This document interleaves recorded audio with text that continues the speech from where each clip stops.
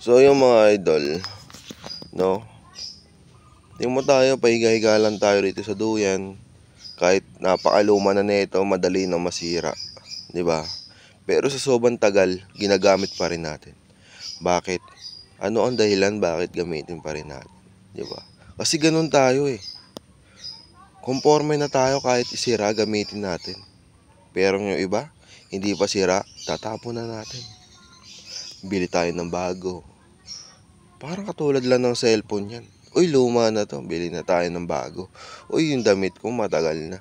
Alam mo yung dalawa, ay nasuot ko na kasi ng 3 beses. Kailangan ko na bumili ng bago. Ganun lahat tayo. Ganun na rin yung ibang mga kabataan. Uy, may bago rito, ayoko na suotin yan. Mga ganun, diba? Ano karapatan mo? Bakit mo kailangan sabihin yun? Ano karapatan mo? May pera ka na ba? Saan ka ba kumukuha ng pera mo? 'Di ba? Sa magulang mo para bumili ng bago.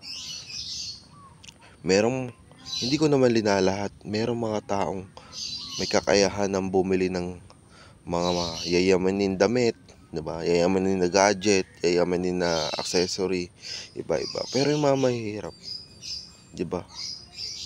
Hindi ko naman sinasabi lahat Kasi ako, hindi ko sinasabi na may kakayahan ako o mahihirapan ako. Sakto lang. I-relax lang natin yung buhay natin. Pero sabayan natin ng pag-iisip. Huwag nating isipin na kung ano yung gusto natin agad, 'di ba? May mga nagsasabi, matindi naman yung mga pangangailangan mo. Pero hindi, ayun lang naisip nila eh. Matitindi na ba yung pangangailangan mo dahil kahit nag-aaral ka, gumawa ka ng ganyan. Hindi nila maisip yon kung ano yung dahilan mo, di ba? Ang dahilan natin ng mga ganito. Yung mga nakakaintindi lang yung nakakaintindi lang sa atin na bakit kailangan mo maganyan, di ba?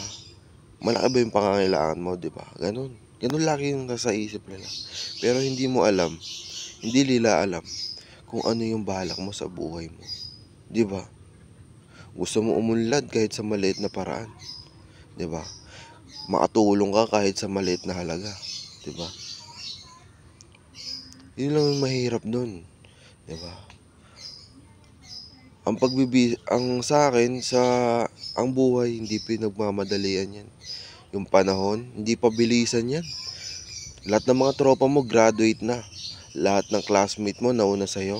Pero ikaw, mag-aaral ka pa lang. Hindi basihan kung ano sila, kung ano ngayon. Basihan yan kung ano ikaw. Ipakita mo kung ano yung sarili mo. Ipakita mo kung ano yung kaya mo sa sarili mo. Kahit matanda ka na, mag-aaral ka. Kung yun yung ikaaganda ng buhay mo. Diba?